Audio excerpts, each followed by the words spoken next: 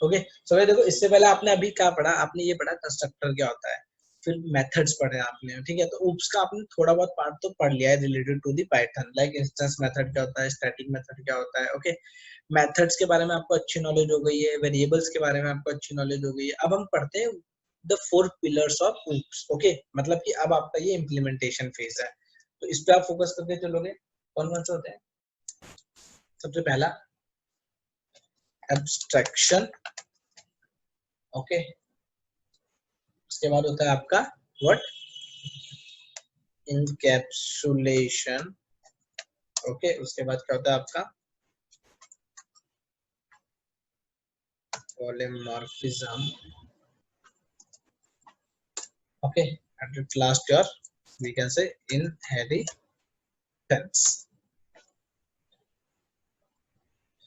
देखते हैं एब्स्ट्रैक्शन का मतलब क्या होता है। एब्स्ट्रैक्ट करना किसी चीज का मतलब सिंपल भाषा में बोला जाए तो इसका मतलब होता है हाइडिंग द कॉम्प्लेक्सिटी, ओके। कि कॉम्प्लेक्सिटी को हाइड करना, एब्स्ट्रैक्ट कर देना। इसका देखा जाए तो इनकैप्सुलेशन का मतलब क्या होता है भाई, बाइंडिंग ऑफ डेटा। आपने पहले भी ये चीज कई बार सुनी होगी, जितनी बार रूप में आओगे सबसे पहले हम यही पढ़ते हैं। आज हम इसे ऑब्जर्व करेंगे, ठीक है। Hiding the complexity, binding of data. Polymorphism में दो चीजें आती है, पॉली मींस मैनी, ओके। तो बेसिकली अगर बोला जाए तो इसे बोल सकते हैं प्रेजेंट इन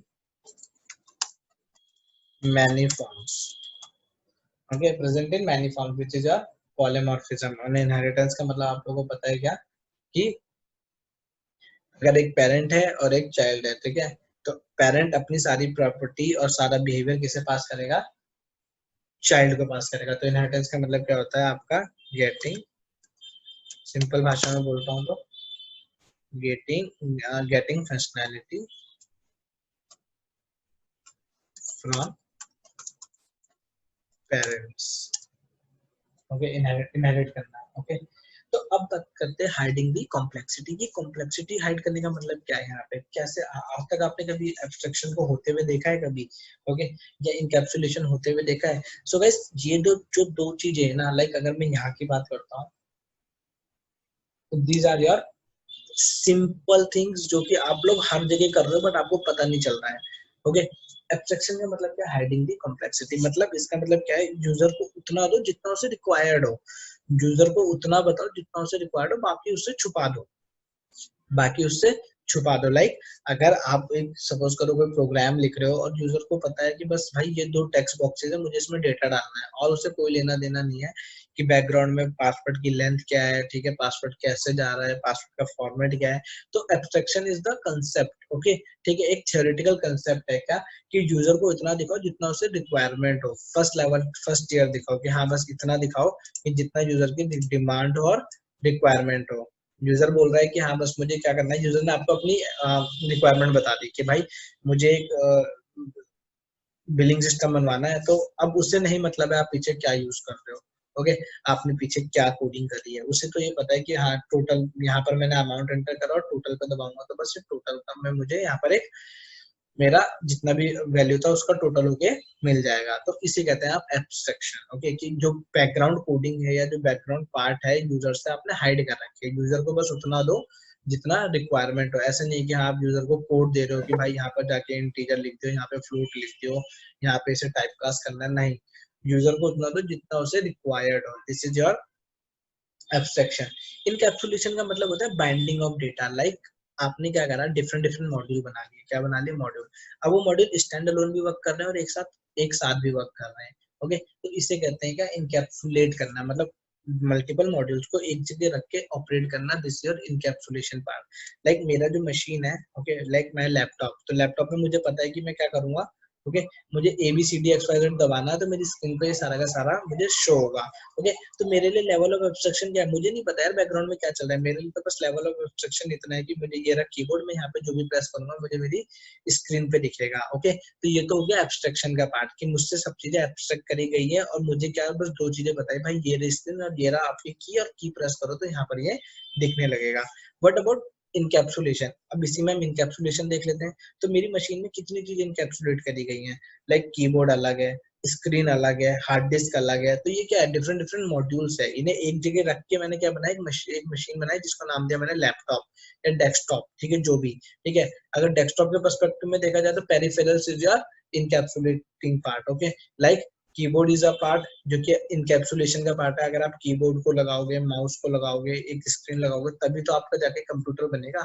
तो इनकैप्सुलेशन क्या होता है, binding of data. Binding of data, आप डिफरेंट डिफरेंट डेटा को लाके बाइंड करते हो कि ताकि वो एक साथ ऑपरेट कर सके। तो this is your encapsulation, okay. ये दोनों थ्योरेटिकल कांसेप्ट है guys, okay, got it. Abstraction का अगर सिंपल सा कोई एग्जांपल देखना चाहो तो जो अभी हमने करा इससे पहले, ओके, क्या कि आपने डेटा को एब्स्ट्रैक्ट कर दिया एक मेथड के अंदर, या एक फंक्शन को एब्स्ट्रैक्ट कर दिया क्लास के अंदर, ओके। तो जो हमने डबल अंडरस्कोर वाला पढ़ा था, तो उसे आप ले सकते हो, या प्राइवेट वाले को भी आप ले सकते हो कि ये भी एक लेवल ऑफ एब्स्ट्रैक्शन है कि वो डेटा सिर्फ उस फाइल तक ही एब्स्ट्रैक्ट है, बाहर नहीं जा सकता। तो this are the few example of your abstraction. Encapsulation का मतलब क्या, अगर आप एक मल्टीपल फाइल्स को एक फाइल में इंपोर्ट करा रहे हो तो दिस इज योर इनकैप्सुलेशन। पढ़ने वाली चीज इसमें क्या है, पॉलीमॉर्फिज्म और इनहेरिटेंस। पॉलीमॉर्फिज्म के दो टाइप होते हैं गाइस, ओके, कौन कौन से। पहला होता है ओवरलोडिंग,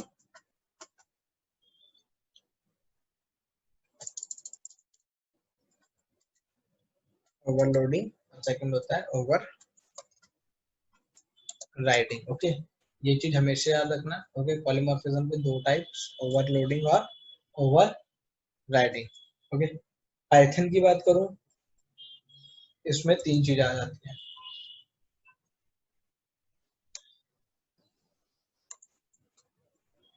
मेथड ओवरलोडिंग,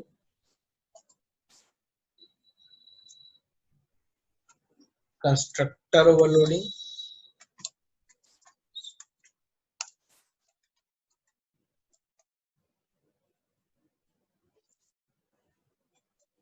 ओके, और ऑपरेटर ओवरलोडिंग।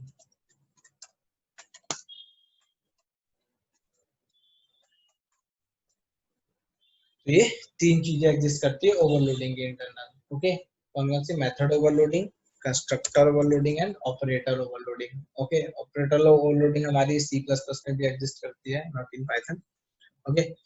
यहाँ पर देखते हैं ओवर राइडिंग। ओवर राइडिंग में जो पार्ट आता है वो क्या आता है आपका, सिंपल सा इनहेरिटेंस। यहाँ पर तो अगर मैं इनहेरिटेंस की बात करूँ ना, तो inheritance is not, okay, inheritance is not a part, okay, जो कि क्या कर रहा है, जो कि आपका,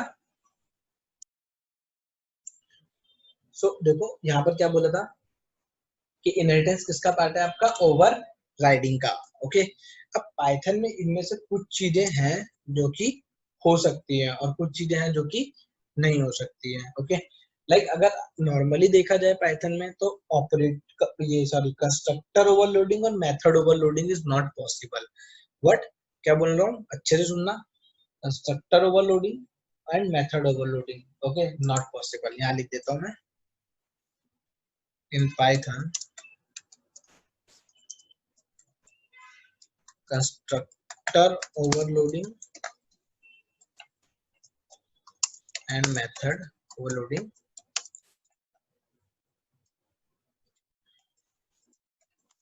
both are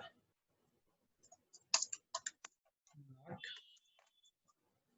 possible, okay। ये दोनों के दोनों पॉसिबल नहीं है, ओके। बट ऑपरेटर ओवरलोडिंग यहाँ पर पॉसिबल है with the help of special methods. It is possible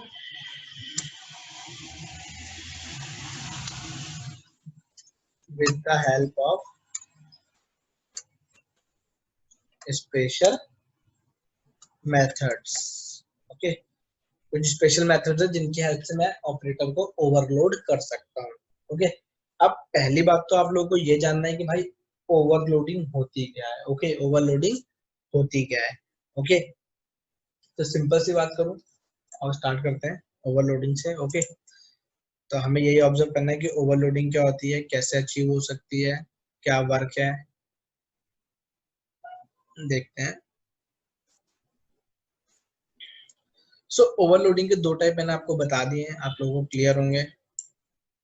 बाकी का आप इससे ऑब्जर्व करेंगे कि हाँ कौन सी चीज कैसे इम्प्लीमेंट होगी या और कैसे वर्क करेगी। सो अगर सिंपल बोलूं, इसका मतलब होता है ओवरलोडिंग का मतलब, यहाँ पे लिखता हूँ,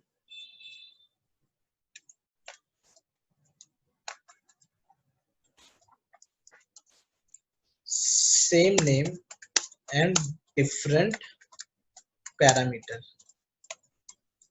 सेम नेम है डिफरेंट पैरामीटर। अगर आप सी पे जाओ या जावा पे जाओ, ठीक है, वहां पर आपको ये चीजें पता चलेगी। Same name with different parameters. अब सेम नेम और डिफरेंट पैरामीटर का एग्जांपल देता हूँ। आप बैंक में जाते हो और आपको डिपॉजिट करना है, तो मेथड का नाम क्या है? डिपॉजिट। आपको एक काम करना है जिसका नाम है डिपॉजिट या विड्रॉवल। डिपॉजिट करने के मल्टीपल मेथड है। आप कैश डिपॉजिट कर सकते हो, आप चेक डिपॉजिट कर सकते हो, आप डिमांड ड्राफ्ट दे सकते हो, ठीक है, 3-4 मेथड हो गए।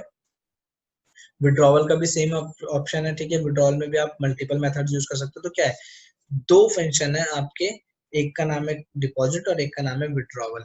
Same name with different parameters. अब क्या कर रहे हो, अब डिफरेंट पैरामीटर्स दे रहे हो। पहले तो आपने कैश दिया, ये एक पैरामीटर हो गया डिपॉजिट का। दूसरा पैरामीटर क्या हो गया आपका?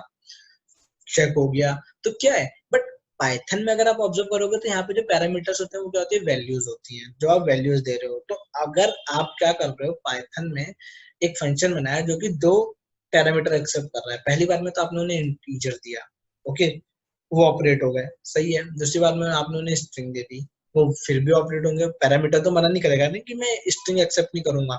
तो क्या है यहाँ पर, जब पाइथन में क्या है, डायनेमिकली, पाइथन क्या है, डायनेमिकली टाइप कास्ट है। पाइथन अब डेटा मिलने के बाद डिसाइड करता है कि हाँ इस लोकेशन पे ये डेटा आया है, ओके। तो क्या है, जब मुझे यही नहीं पता है कि जो पैरामीटर है जो मैं पास कर रहा हूँ पैरामीटर, वो बाद में मुझे मेरी मशीन को पता चलेगा कि ये पैरामीटर है क्या एक्चुअली में। तो इस वजह से यहाँ पे ये ओवरलोडिंग पॉसिबल नहीं है। सी और जावा में क्या होता है, पहले स्पेसिफाई करते हैं कि हाँ ये चीज ये इंट है, ये चीज फ्लोट है। तो मैंने दो मेथड बनाए, एक का नाम रख दिया मैंने ए और दूसरे का नाम रखा बी, ओके। अब मैं क्या कर रहा हूँ, ओवरलोडिंग परफॉर्म करा रहा हूँ। लाइक एक मेथड, सॉरी, दोनों मेथड का नाम है ए, ओके, क्योंकि सेम नेम में डिफरेंट पैरामीटर होगा ना। एक मेथड ए है वो इंटीजर एक्सेप्ट कर रहा है और एक मेथड ए है जो कि फ्लोट एक्सेप्ट कर रहा है। तो क्या होगा, वो दोनों वहां पे वर्क करेंगे, वो दोनों वहां पे वर्क करेंगे। तो ये इसे कहा जाता था ओवरलोडिंग सी और जावा में। यहाँ पर क्या है, यहाँ पर तो ये चीज पहले से ही हो रही है, डे वन से हो रही है। लाइक मैं जो भी वेरिएबल में डेटा डाल रहा हूँ, तो मेरा वेरिएबल उसके बाद अपने आप को समझ रहा है कि हाँ मेरे पास ये डेटा है तो मेरा टाइप ये होगा, ओके। तो सेम नेम डिफरेंट पैरामीटर्स वाला जो ऑप्शन था वो पहले रिजॉल्व कर चुकी है पाइथन, ओके। तो इस वजह से भी बोल सकते हो कि ओवरलोडिंग या फिर मेथड ओवरलोडिंग या कंस्ट्रक्टर ओवरलोडिंग पॉसिबल नहीं है, क्योंकि जो भी डेटा आप उसे प्रोवाइड करा रहे हो वो उसे बाद में पता चल रहा है, तो वो ओवरलोड क्या ही करेगा।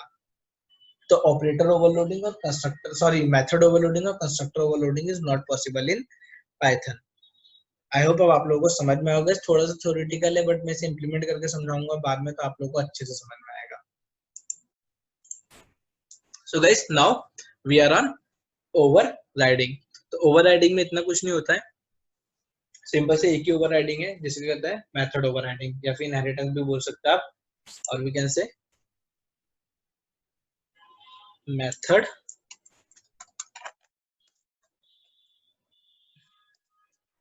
Over riding, okay. Simple method overriding का नाम आप इसे दे सकते हो। आगे देखते हैं ओवर राइडिंग होता क्या है इससे, और वी कैन से ओवरलोडिंग को हम कह सकते हैं अर्ली बाइंडिंग। अर्ली बाइंडिंग नाम है गाइस इनके, मे बी आपको कहीं मिले तो आप कंफ्यूज मत हो इससे, इसमें कि ये है क्या, अर्ली बाइंडिंग बोलते हैं हम इसे, ओके। और कंपाइल टाइम बाइंडिंग, सी जावा के रिस्पेक्ट में सारे के सारे नाम जो भी है, कंपाइल टाइम बाइंडिंग, ओके। ये दोनों नाम आप इसे बोल सकते हो। ओवर राइडिंग को क्या, लेट और run time, run time binding. तो ये दो दो नाम है, early binding, compile time binding, late binding और run time binding is your overriding, okay. Overriding क्या होता है कि लाइक जैसे कि उसका नाम क्या था, same name with different parameters, okay, same name with different parameter. अगर मैं ओवर राइडिंग की बात करूं तो ओवर राइडिंग का नाम मतलब सिंपल सा बात क्या है, कॉन्सेप्ट क्या बोला जाता है कि बेसिकली अगर नॉर्मली बोलो तो ये मेथड और कंस्ट्रक्टर दोनों के लिए चलेगा, ओके। और इसमें जो पहले तो अगर सिंपल जावा के रिस्पेक्ट में बताऊं तो बोलते same name with same parameter, same name with same parameter. But यहाँ पर अगर मैं आपको स्पेसिफाई करूँ तो क्या बोल लेंगे, what ever members available in the parent class. तो वो क्या होता है, डिफॉल्ट मान लिया जाता है कि अगर पेरेंट क्लास में 5 मेंबर है, 4 है, तो चलो ठीक है ही है। बट अगर जो चाइल्ड क्लास है वो पेरेंट क्लास को इनहेरिट कर रहा है, तो क्या करेगा, चाइल्ड की जो अपनी प्रॉपर्टीज है वो भी रहेंगी, ओके, और जो पेरेंट की प्रॉपर्टी है वो उसे भी ले लेगा। तो इस तरीके के प्रोसीजर को हम क्या बोलते हैं, आपका method overriding, okay. Like child class है, ओके, और आपका पेरेंट क्लास है। तो अगर चाइल्ड क्लास, लाइक चाइल्ड जो है वो पेरेंट को इनहेरिट करेगा, और दो मेथड सेम हो गए, same name with same parameter, तो कौन सा चलेगा, चाइल्ड चलेगा या पेरेंट चलेगा, कौन सा चलेगा, चाइल्ड। तो यहाँ पर बोलते हैं same name with same parameter,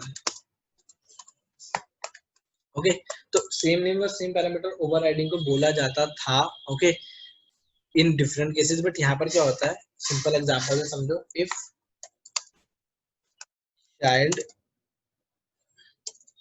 inherit parent class, then the child override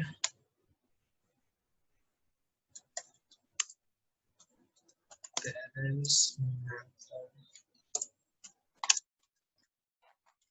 as per the requirement. मतलब कि अगर चाइल्ड और पेरेंट में दो मेथड का नेम सेम है, लाइक पेरेंट में भी क्लास ए एग्जिस्ट, मेथड ए एग्जिस्ट कर रहा है, और चाइल्ड में भी मेथड ए एग्जिस्ट कर रहा है, ओके। तो और दोनों के पैरामीटर कुछ अलग है या सेम है, जो भी है, ठीक है। तो क्या होगा, जो चाइल्ड होगा वो पेरेंट को ओवरराइड कर देगा, मतलब चाइल्ड वाला जो मेथड होगा पेरेंट वाले मेथड को ओवरराइड कर देगा। तो यहाँ पर ये कॉन्सेप्ट होता है मेथड ओवरराइडिंग का, ओके। सो हमने क्या क्या देख लिया, ओवरलोडिंग देख लिया है, ओवरराइडिंग देख लिया है। बाकी हम ये देखेंगे कि अब इनका इम्प्लीमेंटेशन कैसे हो सकता है, ओके। तो इनहेरिटेंस यहाँ पे मल्टीपल टाइप का है, ओवरराइडिंग भी हम यहाँ पे मल्टीपल वेज में देखेंगे, ओके। और फंक्शन ओवरराइडिंग की अगर मैं बात करूं कि अगर आप फंक्शन को ओवरराइड करते हो तो वो क्लास टू क्लास में डन नहीं होता है। लाइक अगर आप एक ही क्लास में सेम नेम के मल्टीपल फंक्शन ले रहे हो, लाइक ए ये ले लिया आपने, एक क्लास में 5 फंक्शन बना रहे जिनका नाम है ए, ओके, बस, या फिर मेथड बोल सकते हो। तो अगर आप सोचो कि वहीं पर ही आप उसे ओवरराइड कर दो तो ये पॉसिबल नहीं है, मुझे उसे क्या करना पड़ेगा, डिराइव कराना पड़ेगा किसी चाइल्ड क्लास में, okay. So this is all about your pillars of OOPS, okay. So today we discuss all underscores working in Python. Okay, कितने underscores होते हैं हमारे पास, okay, उनका वर्क क्या क्या होता है, हम उसका कैसे यूज कर सकते हैं, कौन सा अंडरस्कोर क्या अचीव कराता है, तो ये सारी चीजें हम देखेंगे, ओके। तो सबसे पहले देखते हैं हम दिस, ओके। केस 1, केस के रिस्पेक्ट में देखेंगे तो हमें पता चलेगा कि हाँ मेरे पास कितने मल्टीपल टाइप्स बन रहे हैं, कितने अंडरस्कोर्स मेरे एग्जिस्ट करते हैं। तो देखो सबसे पहले क्या है, केस 1 क्या बोल रहा है, okay, for storing the result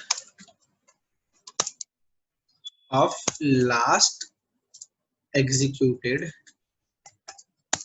expression। guys ध्यान देना क्या बोल रहा हूं मैं, last executed expression in an interactive shell।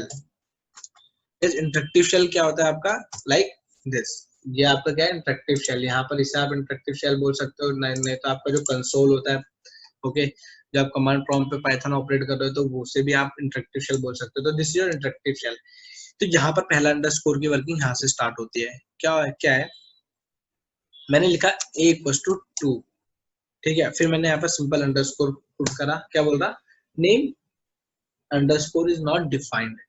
क्यों, ध्यान से देखो मैंने क्या बोला यहाँ पर, for storing the result of last executed expression in an interactive shell. मतलब कि एक्सप्रेशन क्या होता है, मैंने लिखा this is an expression, okay. अब अगर मैं क्या करता हूँ, मैंने यहाँ पर अंडरस्कोर लगाया और जैसे ही फिर से एंटर प्रेस करा तो देखो मुझे क्या दे रहा है 143, मतलब कि ये जो अंडरस्कोर है अगर ये इंटरेक्टिव शेल का लास्ट एग्जीक्यूटेड एक्सप्रेशन की रिजल्ट को स्टोर करता है। लाइक मैंने लिखा है यहाँ पर 4 + 6 3 + 9 9 - 2। ओके, तो लास्ट क्या होगा 9 - 2 7। तो अंडरस्कोर मैंने जैसे लगाया तो देखो क्या आ रहा है इसमें, बाय डिफॉल्ट उसमें अंडरस्कोर में जाके 7 सेव हो चुका है। तो जो आपका सिंपल अंडरस्कोर अगर आप इंटरेक्टिव शेल पे यूज करते हो तो वो आपका जो लास्ट एग्जीक्यूटेड एक्सप्रेशन होता है उसकी वैल्यू को स्टोर करता है। ओके, तो ये था आपका case 1 related to the underscore. उसके बाद देखते हैं केस 2। ओके, केस 2 क्या बोल रहा है, फॉर इग्नोरिंग दी वैल्यूज। अगर आपको किसी वैल्यू की रिक्वायरमेंट नहीं है, ओके, किसी वैल्यू की रिक्वायरमेंट नहीं है और आप उसे इग्नोर करना चाहते हो, मतलब आपने कुछ ऑपरेशन परफॉर्म कराया या फिर आपने वो इनबिल्ट फंक्शन है, आप लाइक ऐसा होता है कभी कभी एक फंक्शन मल्टीपल वैल्यूज रिटर्न करता है, ठीक है, या फिर एक्सेप्ट भी करता है, तो आप चाहते हो कि यार इसमें से जो रिटर्न डेटा आ रहा है ना, मुझे जितने की रिक्वायरमेंट है मैं उतना ही यूज करूँ, मतलब कि अगर 4 वैल्यू रिटर्न आ रही है तो उसमें से मुझे 2 की यूज करना है, 2 का यूज नहीं करना है। तो अगर आपको वैल्यू इग्नोर करनी है तो आप अंडरस्कोर का यूज कर सकते हो। तो बट कैसे करना है, तो आओ देखते हैं कैसे कर सकते हैं। इस तरीके से, लाइक सिंपल सी चीज, वही एग्जांपल दूंगा। एक फंक्शन बनाया मैंने इग्नोरिंग द वैल्यूज, मैंने बोला डेफ ऑपरेशन, फंक्शन का नाम मैंने क्या रखा, सिंपल सा ऑपरेशन। अब मैं बोल रहा हूँ ऑपरेशन क्या करेगा, 2 पैरामीटर एक्सेप्ट करेगा, a, b। ओके, ये एग्जांपल लेगा जिसके इसके थ्रू, और इसके थ्रू मैं आपको समझा रहा हूँ। तो देखो मैंने क्या रिटर्न, सबसे पहले a + b रिटर्न होगा, फिर a - b रिटर्न होगा, उसके बाद a × b रिटर्न होगा, और फिर a divided by b return होगा। मतलब कि इस फंक्शन में आप 2 पैरामीटर पास करेंगे और आपको 4 वैल्यू रिटर्न होगी। कितनी रिटर्न होगी, 4 वैल्यू रिटर्न होगी। ओके, तो लाओ देखते हैं इसे, प्रिंट OPRN और उसमें मैं वैल्यू पास करता हूँ, मैंने लिखा ये। ओके, तो मेरे पास देखो ये 4 वैल्यू रिटर्न हुई एक टपल में, 4 वैल्यू रिटर्न हुई एक टपल में guys. Okay,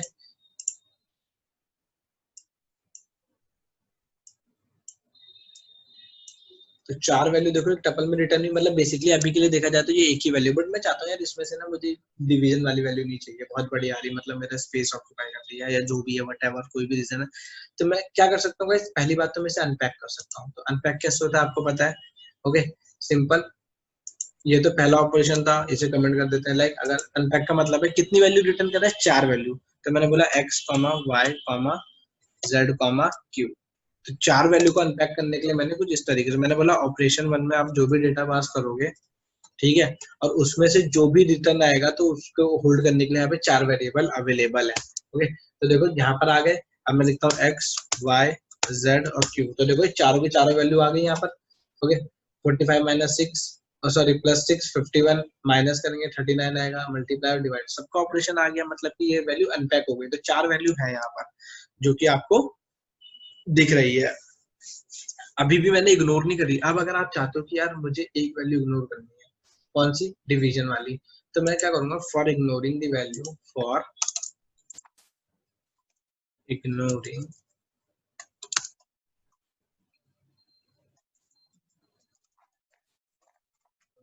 value, for ignoring the value we use underscore. मैंने क्या करा, यहाँ पर अंडरस्कोर डाल दिया, सिंपल। ओके, अब देखो सिंपल x, y और z, ठीक है, गॉट इट। तो तीनों वैल्यू आई है। अगर आप सोच रहे हो कि सर अंडरस्कोर नहीं देते हैं, एक काम करते हैं, अगर इग्नोर ही करना है तो छोड़ दो इसे, ऐसे ही छोड़ दो। तो अगर आप इसे ऐसे छोड़ दोगे, ओके, तो क्या बोलेगा, too many value to unpack, expected 3, expected 3। ये बोल रहा है भाई अनपैक करने के लिए और भी वैल्यू है, और यहाँ पर मुझे कितनी मिल रही है, 3 ही मिल रही है। मतलब कि ये बोल रहा है कि यहाँ से जो वैल्यू अनपैक हो रही है वो टू वैल्यू, मतलब इसे नंबर नहीं पता है, बोल रहा हाँ है बहुत ज्यादा है, बट मुझे अनपैक करने के लिए यहाँ कितनी मिल रही है, एक्सपेक्टेड 3 मिल रही है। ओके, तो आप इस तरीके से इग्नोर नहीं कर सकते। इग्नोर करने के लिए आपको या क्या यूज करना पड़ेगा, अंडरस्कोर। जिस वैल्यू को आपको इग्नोर करना है उससे आप अंडरस्कोर दे सकते हो। ओके, अगर आपको ये इग्नोर करनी है, लाइक इसे इग्नोर कर दो। ओके, तो ये इग्नोर हो जाएगी, तो देखो x, y और Q, ठीक है, Z में कुछ नहीं है। ओके, तो देखो यहाँ पर कहाँ पर मैंने अंडरस्कोर का यूज करके अपनी वैल्यू को इग्नोर कर दिया। This is the way to ignore your value. Second case, ठीक है, आपको दो वर्किंग पता चल गई अंडरस्कोर की। अगर आप इंटरेक्टिव शेल पे यूज करोगे तो लास्ट एग्जीक्यूटेड एक्सप्रेशन का रिजल्ट आपको देगा और यहाँ पर आपकी वैल्यू को इग्नोर करने के लिए हेल्प करेगा। अगर आप चाहते हो कि आपको मल्टीपल वैल्यू इग्नोर करनी है तो आप मल्टीपल भी कर सकते हो, लाइक दिस। देखो ये चलाया मैंने, तो x तो है ही नहीं, ठीक है, तो y है और q है, बाकी वैल्यू इग्नोर हो गई है, बाकी वैल्यू इग्नोर हो गई है with the help of under score. Okay, got it. आगे देखते हैं। तो ये था आपका केस नंबर 2। अब केस नंबर 3 क्या बोलता है, काफी इंटरेस्टिंग है केस नंबर 3। क्या बोलता है, अच्छे से समझना। ओके, बोल रहा है case 3।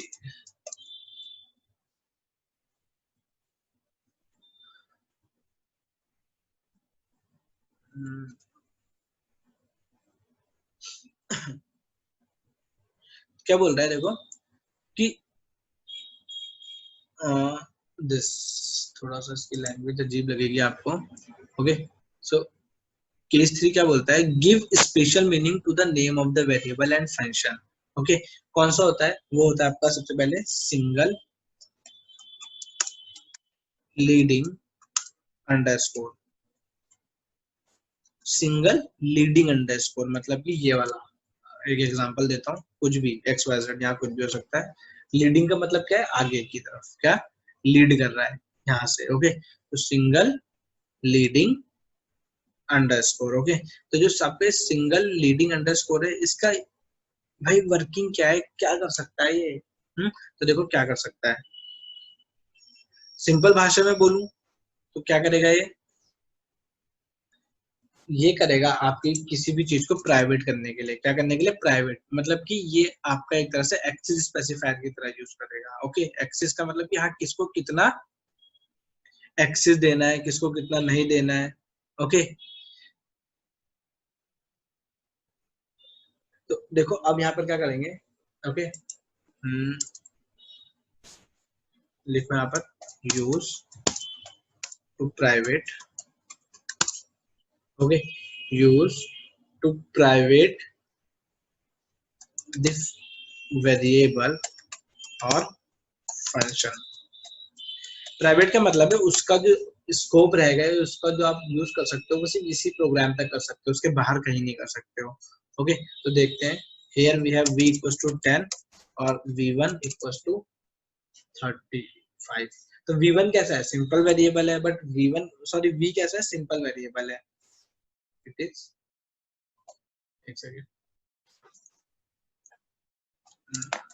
It is simple variable. Okay, it is simple variable. और ये कैसा है, इट इज प्राइवेट। ओके, एक फंक्शन भी बना लो इसी तरीके से, सिंपल डेफ हेलो। ये कैसा फंक्शन है, सिंपल फंक्शन है, प्रिंट सिंपल।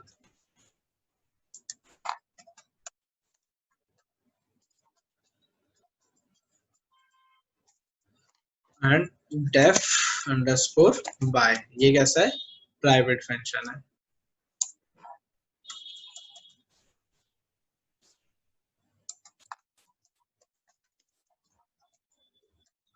एक सिंपल फंक्शन है और एक प्राइवेट फंक्शन है। अब देखो मैं यहाँ पर इन सबको कॉल कराता हूँ। लाइक सबसे पहले मैंने लिखा प्रिंट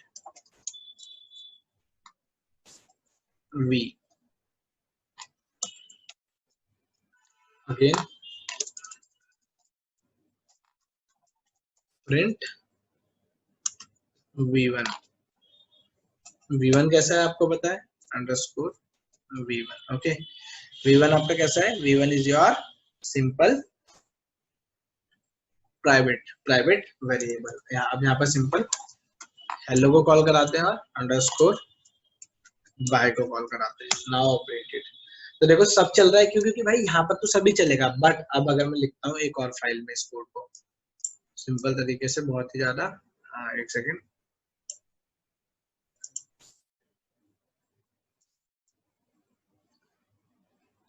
मेरे पास एक फाइल पड़ी है जिसका नाम है test1 जो सेम फोल्डर में है, तो वही सेम आपका इंपोर्ट वाला पार्ट कराना है मुझे। मैंने यहाँ पे लिखा फ्रॉम टेस्ट इंपोर्ट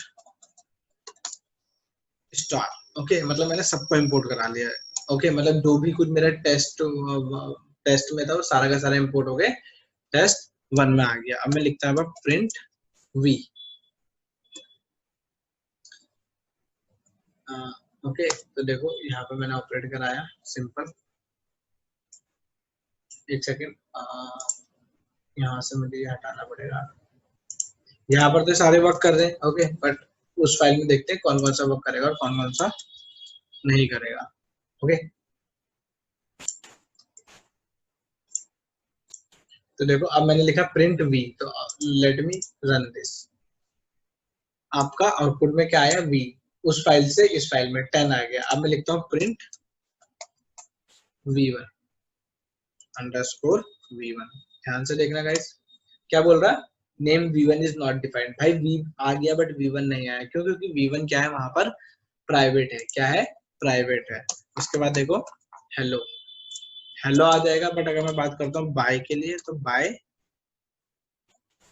नहीं आएगा, बाय नहीं आएगा। ओके, बाय नहीं आएगा, इसे कमेंट कर लो, नहीं तो नीचे को कोडिंग जा रहा है। ठीक है, तो ये देखो आपका वी आया जो कि सिंपल था, 10 वैल्यू थी। उसके बाद आपका क्या आया, हेलो फंक्शन आया जो कि एक सिंपल सा फंक्शन था। सिंपल फंक्शन आपका इजीली इंपोर्ट हो जाएगा। बट अगर मैं बात करता हूँ बाय की, तो बाय नहीं आया है, क्यों? क्योंकि वो क्या है, वहां पर प्राइवेट है। क्या है, प्राइवेट है। ओके, तो जिससे आप सिंगल लीडिंग अंडरस्कोर के साथ यूज कर रहे हो वो आपका प्राइवेट हो जाता है। बट आप इसे लाइक पाइथन है, अगर मैं पाइथन की आपको एक डिसएडवांटेज बताऊं तो क्या है, यहाँ पर डेटा प्राइवेसी तो है बट इतने हद तक नहीं है। तो आप अगर आप इसे इस तरीके से एक्सेस करो, from test1 import underscore v1 underscore by. Okay, अब क्या है, मैंने क्या करा है, डायरेक्टली एक्सेस कर लिया है। मतलब कि डायरेक्टली एक्सेस करने का मतलब क्या है, मैंने उन्हें एज अ नेम कॉल करा है। मतलब सीधा बोला भाई हाँ तू उस फाइल में तू प्रेजेंट है, तू उठ के आ जा। अब ये दोनों के दोनों यहाँ पर वर्क कर जाएंगे। तो देखो प्रिंट अंडरस्कोर v1, क्यों? क्योंकि देखो आपने उसे डायरेक्ट नाम से कॉल करा है, आपने उसे ढूंढ कर बुलाया है। ओके, तो अब ये यहाँ पर प्राइवेट नहीं रहे, यहाँ पर प्राइवेट नहीं रहे। तो देखो सिंपल मैंने बाइक को यहाँ पर कॉल करा देता तो यहाँ पर वर्क कर जाएंगे।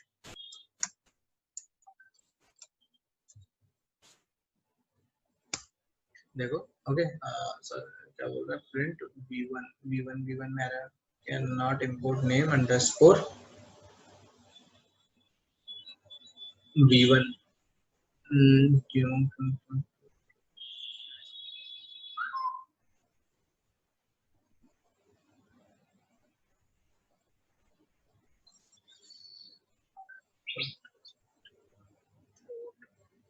Just give me a second guys, थोड़ी सी मिस्टेक हो गई, can not put v1।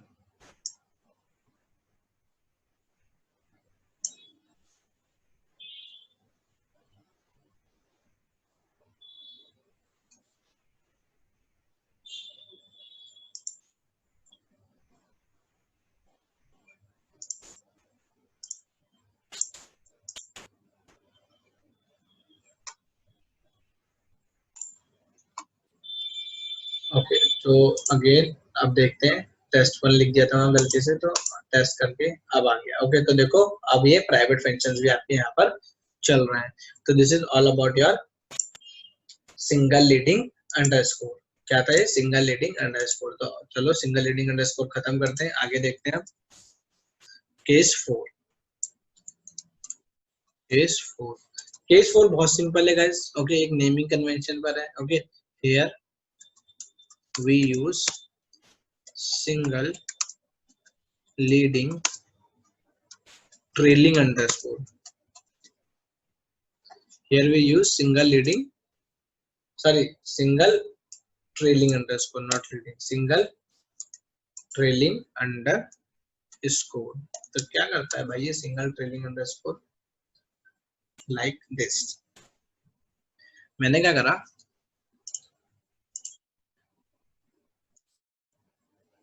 it is used to solve naming conflict gas अच्छे समझना। नेमिंग कॉन्फ्लिक्ट का मतलब क्या है?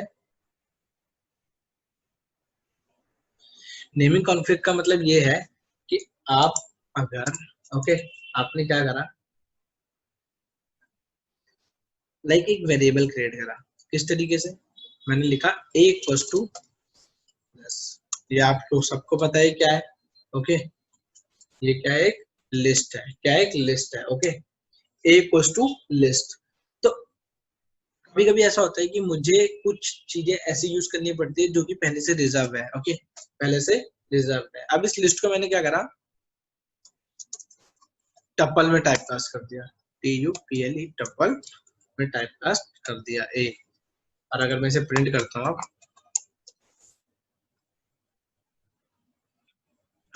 t equal to t, okay simple.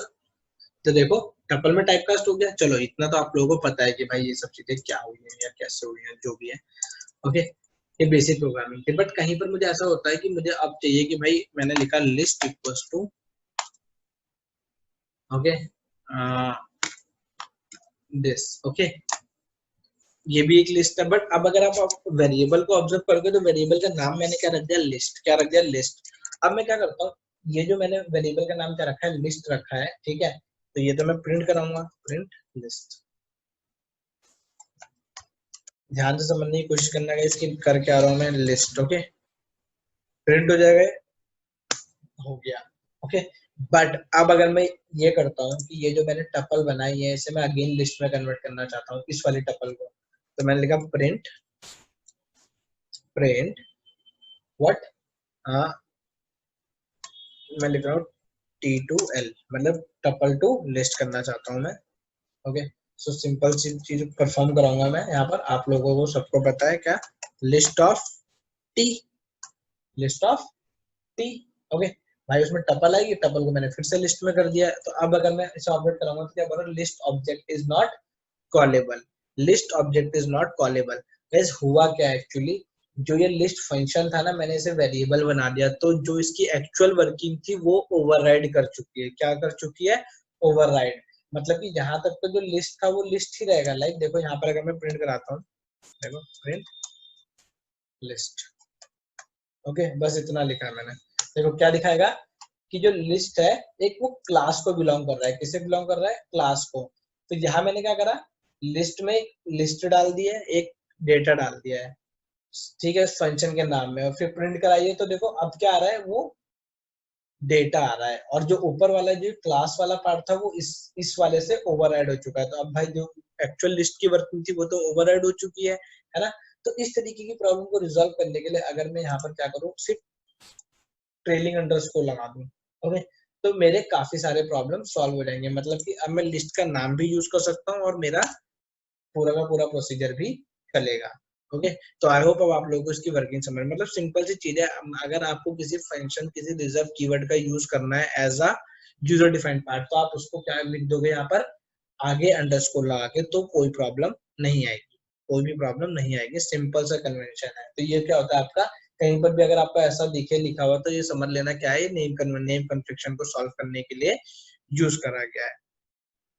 I hope अब आप लोगों को अच्छे से क्लियर होगा कि कौन सी चीज क्या चल रही है, ओके।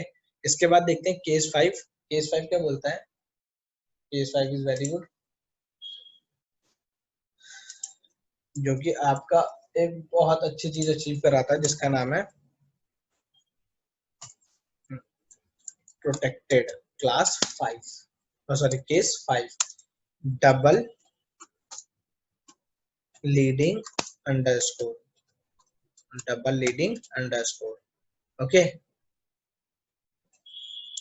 डबल लीडिंग अंडरस्कोर का मतलब एग्जांपल के तौर पे दिस, इसकी बात कर रहे हैं, ओके। और यहाँ किसकी बात कर रहे थे, यहाँ पर हम बात करते हैं एक्स ऑफ दिस, इसकी बात कर रहे थे, ओके। और डबल लीडिंग अंडरस्कोर, तो here it is used to protect data और फंक्शन और मेथड जो भी बोले तो प्रोटेक्ट का मतलब क्या है? एक होता है प्राइवेट। तो प्राइवेट आपने देख लिया कि क्या होता है कि एक फाइल का डेटा किसी दूसरी फाइल में डायरेक्टली शेयर नहीं हो सकता है। बट अगर मैं बात करूं प्रोटेक्टेड की, प्रोटेक्टेड का मतलब क्या है कि like if I said here is my class, मैंने क्लास ओके ए, इसमें मैंने एक मेथड बनाया डेफ अंडरस्कोर हेलो। ये कैसा मेथड है? प्राइवेट मेथड है, ऊपर वाले की तरह, ठीक है। और ये बोल रहा है print I am private.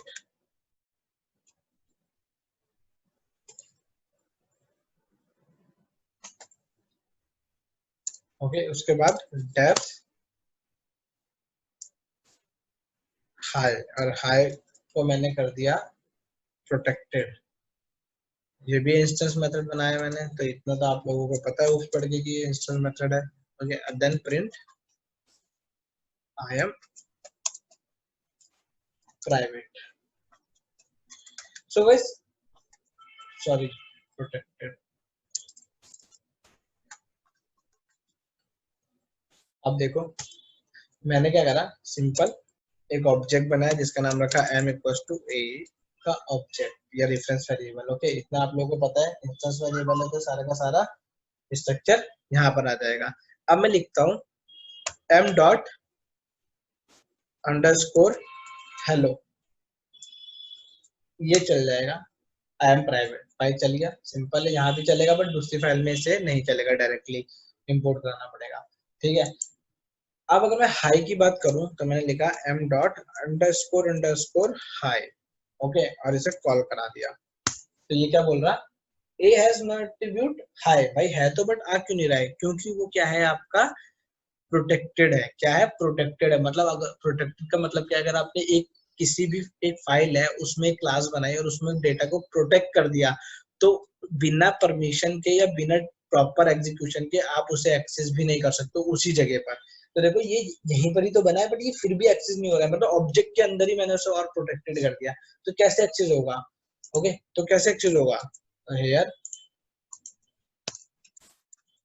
Data is protected